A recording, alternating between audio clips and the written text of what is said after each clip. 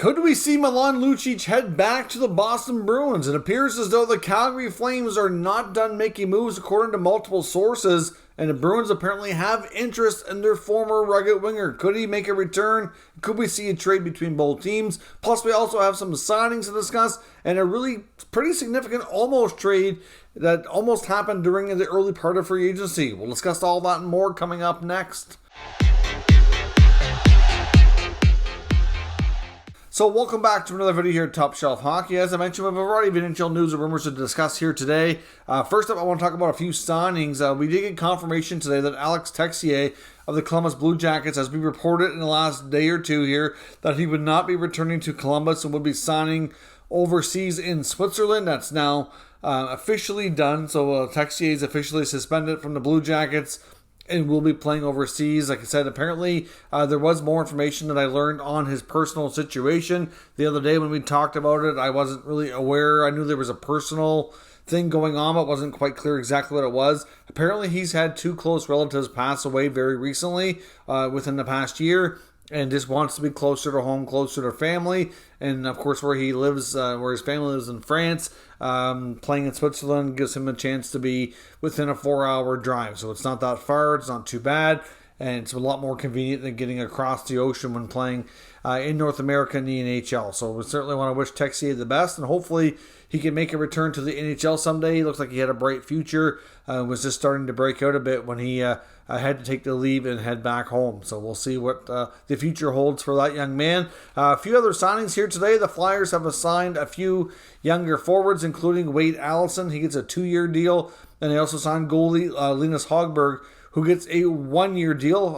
Allison's deal is $785,000, whereas Hogberg's $750,000. We also seen the Tampa Bay Lightning extend newly acquired defenseman Philippe Myers, who they had picked up. Now, of course, when Myers was picked up, it was believed that he was going to be bought out because he's actually in a unique situation where his cap hit this year is $3.8 million, but his actual salary is only $2.5. So if they would have bought him out, they actually would have got a cap credit for this year. So with the Lightning being, master cap manipulators that they've been the past few years, many felt that was the likely scenario that was going to be taking place. Of course, he came over in the Ryan McDonagh trade, but that did not happen. Not only did they not bought him out, they've already extended him before he ever plays his first game. So he'll make $2.5 million this year. The 1-year extension is valued at $1.4, so that'll be for next year. So they certainly see something that they feel he could be a part of the team's future for at least a few years' time. So we'll see where things go and how things work out for Myers in the Lightning organization. The Detroit Red Wings also signed one of their young RFAs, Philip Zadina. The former first-rounder gets a 3-year extension, $1.825 million per year. I was a little surprised that it was quite so much. He put up 10 goals and 24 points last year. Hasn't really, outside of last year, didn't certainly spend time in the minors. So last year was more of a fuller season in the NHL for him. Obviously, they're paying him a little bit more for what the potential is. I know the first round pick was not really questionable, but Zadina was a player who many people thought that kind of fell a bit in the draft and kind of landed in Detroit's lap. And of course, Ken Holland was still the GM when Zadina was drafted, and I remember hearing Holland talk about it afterwards, saying that they couldn't pass up Zadina because he was expected to go around the 3 or 4 range, and he fell a few spots, and they were able to grab him. I know there were still some defensemen on the board that they could have grabbed, like a Quinn Hughes, for example, who later went to Vancouver, of course. But anyways, the scenario that he's had a hard time living up to the hype so far. Zadina is a player who I get to see a few times play live because he played in the Quebec Major Junior Hockey League for the Halifax Mooseheads. Seen him a few times in his draft year. Had a lot of potential, but certainly had some concerns as well about being more of a perimeter player, just maybe needing a little bit more strength to make it in the NHL. But I'm a little bit surprised, to be honest, that it's taken him this long to become more of a regular, but we'll see what the future holds. I thought the contract was a little much, but they certainly are paying him a little bit more than for his future performance, I guess, than oftentimes you see players get paid for past performance. Now, of course, bad news out of Philadelphia. This was actually reported a couple days ago, but we hadn't put it in a video here yet. But John Tortorella, the new head coach of the Flyers, recently had some comments on defenseman Ryan Ellis. He said he's had multiple conversations with him, but highly doubts that he'll be ready to start training camp.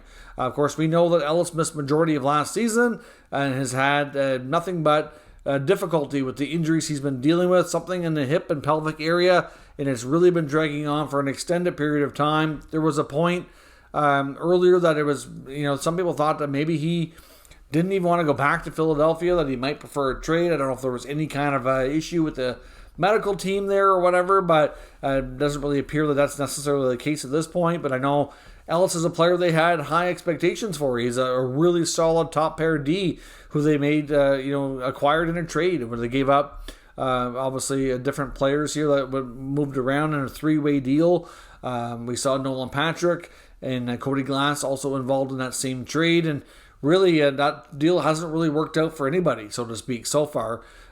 So Ellis right now will likely not be ready to start training camp. Obviously, right now the Flyers are also above the salary cap, but certainly can put him on an LTIR to start the year, which could certainly delay some moves to become cap compliant. And we'll see where they go. But Ellis, it's hard to say what the future holds for this guy. He's missed so much time. I know I've seen some people question whether or not he'll even play again. I think it's a little early to really speculate on that, but certainly a scenario that you hate to see because he's so talented and was really projected to be such a big part of the Flyers' revitalized decor, and this has never really materialized. He was the guy that they really hope would help bring Ivan Provorov around and kind of stabilize that top pair, and he's really barely been there since he's been acquired. So we'll see what the future holds, but right now he won't be there to start the year, and it's possible that it could drag on for a while because there's really no clarity on exactly what kind of timeline they think they're dealing with.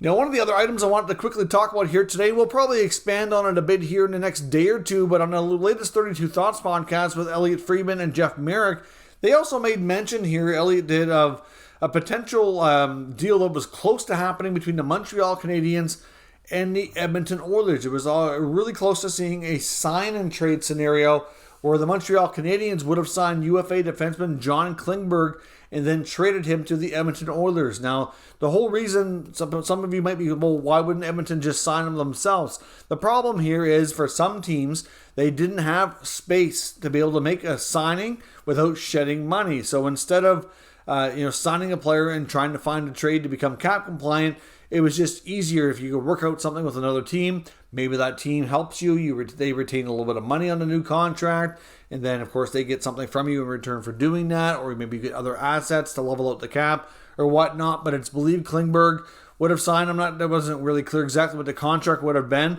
He ended up signing a one-year deal in Anaheim. So I would think it probably wasn't a 1 year. I'm thinking it was probably maybe 2 or 3 year deal, but it wasn't likely super long term because basically how it would have worked out, or at least what Elliotte speculated based on what he had heard, was that Montreal might have retained some of the money on it and then in return got some additional compensation for doing so. So obviously we know right now that Montreal has the Carey Price contract going on long-term injury reserve.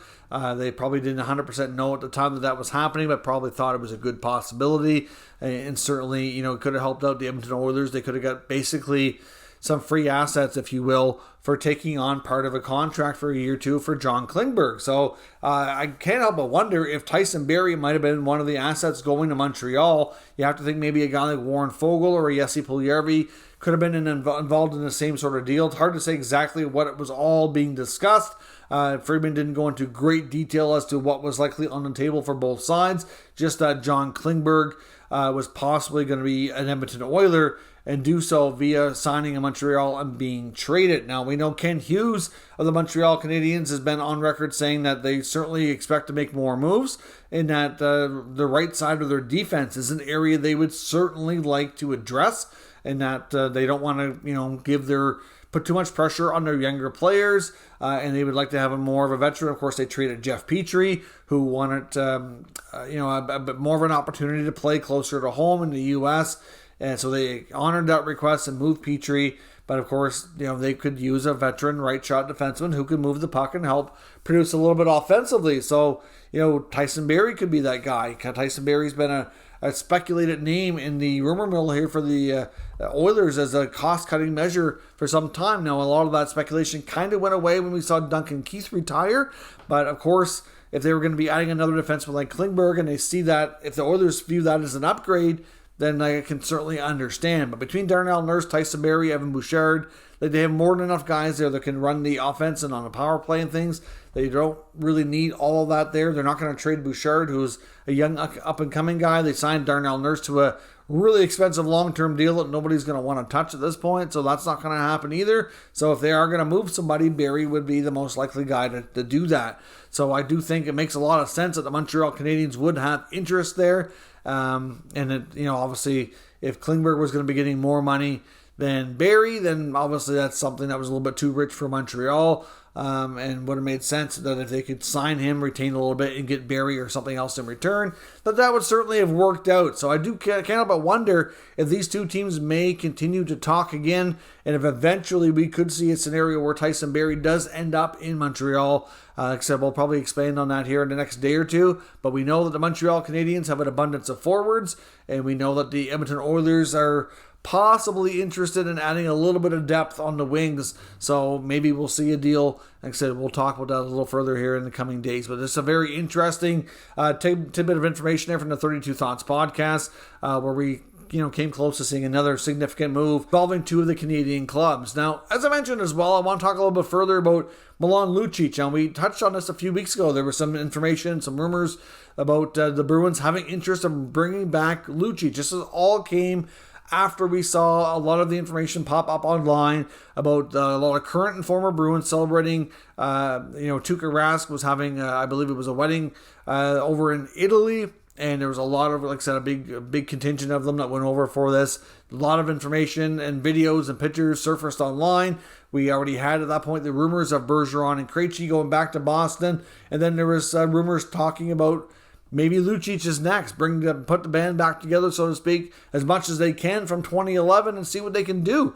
But then there's been more information here again lately. I've even seen it come up on the Spit and Chicklets podcast, where RA, who does have some Bruins connections, said that he's been given information to suggest that the Bruins are interested in bringing back Lucic. And the guy who gave him that information has been pretty bang on in the past, so he's had no reason to doubt him. Doesn't mean, of course, it's going to happen. Just means there's interest. But we're also hearing from multiple sources, including Elliot Friedman.